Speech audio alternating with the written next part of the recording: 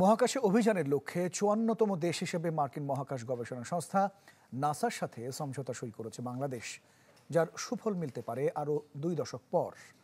আর চলতি বছরই দেশে $১০০ কোটি বিনিয়োগে আগ্রহ প্রকাশ করেছে আন্তর্জাতিক আর্থিক প্রতিষ্ঠান নিউ ডেভেলপমেন্ট ব্যাংক।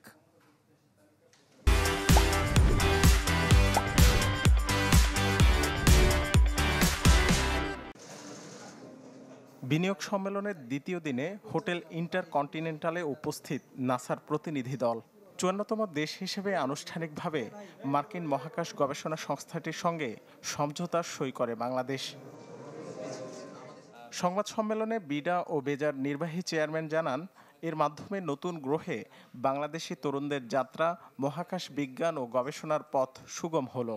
আমাদের যে স্পেস এজেন্সি আছে তারা নাসার সাথে একসাথে কাজ করবে। নাসা অলরেডি বেশ কিছু বাংলাদেশি বিজ্ঞানী কাজ করেন, বাট আমরা এই কোলাবোরেটিভ এফোর্টের মাধ্যমে হোপফুলি আজ থেকে ১০-১৫-২০ বছর পরে বাংলাদেশ স্পেসে একটা পজিশন নিতে পারবে। আমাদের স্পেস সায়েন্সের ব্যাপারে আমাদের একটা ডেভেলপমেন্ট হবে। সংবাদ সম্মেলনে জানানো হয়, চলতি বছর দেশে $১০০ কোটি বিনিয়োগে আগ্রহ দেখিয়েছে আন্তর্জাতিক আর্থিক প্রতিষ্ঠান নিউ ডেভেলপমেন্ট ব্যাংক, যারা অর্থায়নে অগ্রাধিকার দিতে চায় বেসরকারি খাতকে।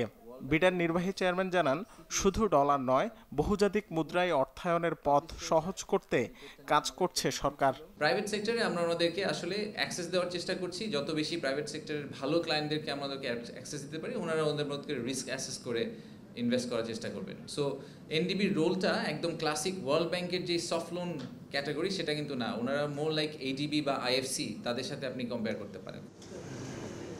এদিন দেশের তৈরি পোশাক নির্মাণ, ডিজিটাল ফাইন্যান্স ও মধ্যবিত্তের আবাসন খাতের সংকট ও সম্ভাবনা নিয়ে একটি প্রতিবেদন প্রকাশ করে বিশ্বব্যাংক গ্রুপের প্রতিষ্ঠান আইএফসি।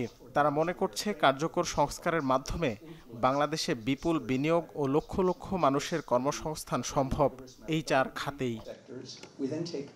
রাকিব হোসেন, চ্যানেল 24, ঢাকা।